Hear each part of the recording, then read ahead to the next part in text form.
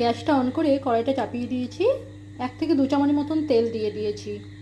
এদিকে আমি পনিরগুলো ভেজে রেখেছি, দুধ দিয়ে ভিজিয়ে দিয়েছি যাতে পনিরগুলো নরম থাকে। একটা মশলা তৈরি করেছি, তাতে দিয়েছি কাজু, চারমগজ, আদা, কাঁচা লঙ্কা আর দিয়েছি 1 চামচ মতন পোস্ত। খুব ভালো করে বেটে নিয়েছি। গরম হয়ে গেছে তেলটা, গোটা গরম মশলা দিয়ে দেবো। একটু নেড়ে দিয়ে দেবো বাটা মশলাটা।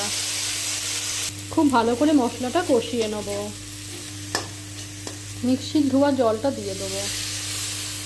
মশলাটা খুব ভালো করে ভেজে নিয়েছি। দিয়ে দেবো লঙ্কার গুঁড়ো আর দিয়ে দেবো স্বাদ অনুযায়ী নুন। এগুলোকে এবার খুব ভালো করে নেড়ে নেব। খুব ভালো করে মশলাটা কষিয়ে নিয়েছি। দিয়ে দেবো দুধে ভিজিয়ে রাখা পনিরটা, নাড়িয়ে নেব। আর দিয়ে দেবো, এটা ফুটে এসছে, দিয়ে দেবো 1 চামচ ঘি। গ্যাসটা অফ করে দিয়ে দেবো কস্তুরি মেথি। তাহলেই তৈরি হয়ে গেল আমার দুধ পনির।